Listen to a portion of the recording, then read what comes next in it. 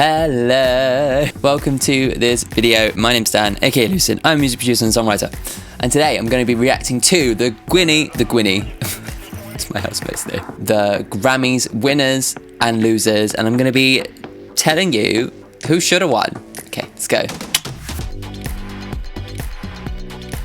So the Grammy Awards were last night, and as always, I have an opinion. Actually, I haven't really seen much of who won what, so I'm going to be going through all of the awards, who won, who didn't, and kind of just chatting about my opinions on each of the albums that presented and which ones I believe deserved to actually win. Actually, not just albums, but artists and songs and whatever. Cool. Make sure to let me know what your opinions are on each of these. I would be very interested to hear who you think should have won on each category. But before we get into all of that, if you are new to the channel, then make sure to subscribe and also give this video a like if you like it too, because it really helps me in the algorithm. So I went to a party on Saturday. It's now Monday, and I'm still in pain. This is what happens when you reach your late 20s. 2-day hangovers are just like the thing.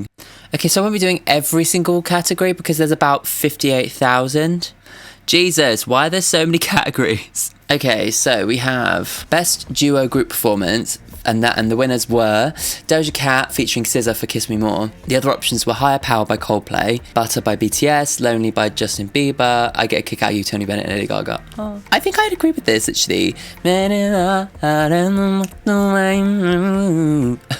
Kiss Me More was like such a big hit last summer, really catchy and kind of cheesy and fun. So I agree with that one. Best Pop Solo Performance. So the nominees were Positions, Driver's License, Happier Than Ever, Right on Time, Brandy Carlisle, and Anyone by Justin Bieber. And the winner was Driver's License, Olivia Rodrigo. So I can completely understand this one. Like, to be honest, like, Olivia had like such a good year last year, and Driver's License just was like the song that just came out of nowhere and was just it was just such a big deal. So I can understand why she won, but personally I would have voted for Happier Than Ever. In terms of the, I guess, pop performance of Happier Than Ever, I feel like it is a bit more convincing, and I love the progression and the dynamic of it. And actually when it goes into that big open rock section, it's really, really, really, really like, oh my god. And actually when it comes to a Billie Eilish, really surprising performance of the song, if that makes sense. Best Pop Vocal Album. The nominations were Justin Bieber, Justice, Triple Chucks Deluxe, Doja Cat, Planet Her, Billie Eilish, Happier Than Ever, Ariana Grande, Positions, and Olivia Rodrigo with Sour, and Sour won for Best Pop Vocal Album. See, pop vocal is an interesting one. Yeah, okay, I'd say Olivia Rodrigo would win the pop vocal side of this. Maybe Ariana Grande, potentially Billie Eilish too, because actually like her vocals did evolve on this second album from her. She really did explore more of her voice. So potentially I would give it to Billie, but actually I think I agree with Olivia Rodrigo winning. Best Traditional Pop Vocal Album. I mean, to be honest, I haven't listened to any of the others,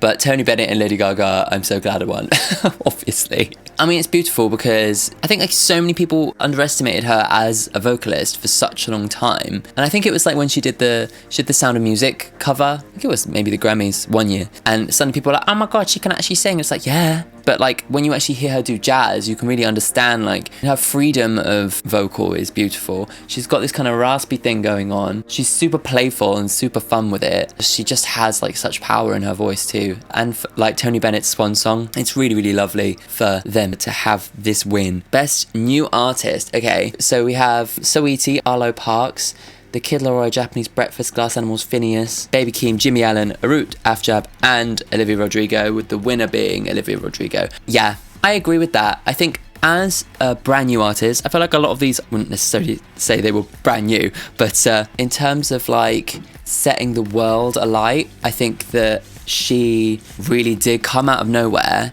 and blow everybody away, not only finding really real success in terms of like singles, but also finding success in terms of how well her album did. Like, it was mad. But also like she really proved herself as a young singer-songwriter, and although her music might not be the most experimental, I think she knows the kind of music that she wants to make, and she's making it really well. So yes, I agree with that one. Now we're coming to the big ones. Okay, so we've got Song of the Year. The nominations were Ed Sheeran, Bad Habits, Alicia Keys and Brandy Carlisle, A Beautiful Noise. I haven't heard that. Why haven't I heard that? Olivia Rodrigo, Driver's License, Her, Ladies and Gentlemen, Her, Fight For You. Billie Eilish, Happier Than Ever. Doja Cat, Kiss Me More. Silk Sonic, Leave the Door Open. Lil Nas X, Montero. Justin Bieber, Peaches, Ew. Brandy Carlisle again. And the winner being Silk Sonic with Leave the Door Open. I don't really understand everyone's obsession with Silk Sonic. To be completely honest, like, Bruno Mars is really leaning on this kind of retro aesthetic that he basically launched with Uptown Funk, like, however many years, like 7 years ago, and is now, he's still leaning on it. I don't know, it just feels like, I guess pastiche is the word. It's kind of 70s porno vibes. And it's, I don't know, to me it's all about aesthetic, like, a little bit shallow, to be honest. And not Lady Gaga shallow, but actually shallow.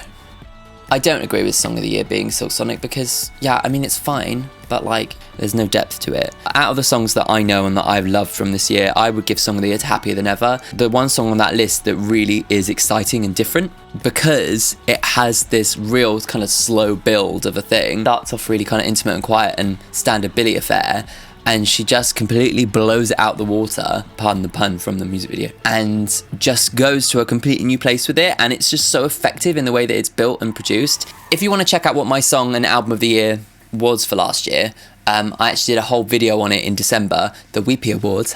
I will link my video in the link here. You can check out all my personal awards from the year. So record of the year, that's basically production side of it, isn't it? I learned that last year because I was like, I don't understand. And then everyone was like, oh yeah, record means production. So the nominees were ABBA, I Still Have Faith in You, John Batiste, Freedom, Tony Bennett, Lady Gaga, I Get a Kick Out of You, Justin Bieber, Peaches, Ew, Brandy Carlisle, Right on Time. It's all the same stuff. Like Doja Cat, Kiss Me More, Billie Eilish, Happier Than Ever, Lil Nas X, Montero, I Really Love You. It's literally all the same songs. I just don't really get it. And then Silk Sonic, Leave the Door Open, and that won. So I just like, in terms of nominations, if they're going to do one that's based on production, then they really should pick songs that have more interesting production, and then for the Song of the Year, pick one based on songwriting. Like, but it just seems to be exactly the same shit. So maybe I'm a bit quite critical of the Grammys. I Get a Kick Out of You, the production is standard jazz production. Well produced, sure, but like, it's not like pushing the boat out in terms of music production, is it? Like, the winner was Silk Sonic with Leave the Door Open, as well as Song of the Year. I don't necessarily agree, but like, I can appreciate the production on this song, mostly because of how well it manages to convincingly sell that kind of 70s porno vibe.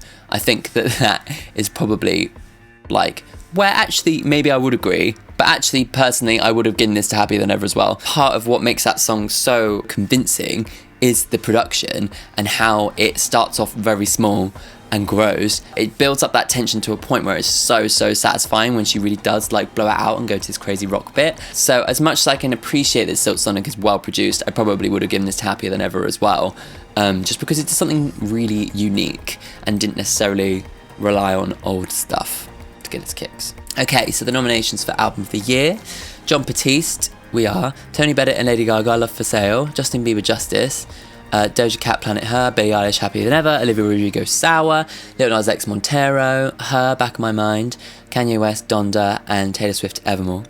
And the winner was John Batiste with We Are. So I have never heard of John Batiste in my life. Is that bad? Maybe I should be reacting to him. So I can't really give my opinion. Let's talk about the nominees though. Montero, really cool album and a really brilliant debut for Lil Nas. Like, it really felt like a kind of coming out for him. To have the whole album be quite intimate and quite kind of open was a really brave stance for somebody in kind of hip hop. Someone who's black and in hip hop to come out so queer and so, you know, confidently at such a young age is really inspiring, and the album really represented that journey for him, and so I really appreciate that. Olivia Rodrigo, as I said, like a really like brilliantly written album for such a young songwriter. She knew exactly what she wanted to do and she did it really well. I can't believe Good For You wasn't nominated for any of these. Good For You is better than Driver's License. Good For You is such a hit. It's such a banger. Planet Her I haven't listened to yet, but I'm not as into rap. Let me know if I should listen to Planet Her. Evermore. I mean, Evermore didn't make the same waves that Folklore did, which is unfortunate because there's honestly some absolutely beautiful songs on there, like Willow, Ivy, Marjorie, Champagne Problems, 'Tis the Damn Season. Like, there's honestly so many beautiful songs on there, and she's continued this kind of trajectory of like creating songs that are these beautiful little capsules of storytelling. And I think the production on that album is amazing. Like, it used a lot of kind of Foley and interesting drums. I don't know, like I really appreciated the vibe of the whole thing. And then Tony Bennett and Lady Gaga, Love for Sale. Beautiful album, and I'm really glad that it was nominated. For my album of the year, I want something that is, you know, creative and new. As much as it's a brilliant jazz album, you know, it is all, you know, old jazz standards. So, and then Billie Eilish, Happier Than Ever. I loved Happier Than Ever, and actually, like, for me, I think out of these albums, I would probably give it to either Evermore or Happier Than Ever. I'm gonna say Happier Than Ever just because I think that it broke new ground for Billie Eilish. I think everybody thought they knew who she was, but for me, like, that album really was really surprising. It broke new ground for her, not just in her vocals, but also in terms of like the production of it. There's a lot of really clever, cool production on there. But the thing is, it's so experimental and so creative, and it goes to so many different places, and each of those places are actually all really well done and really satisfying.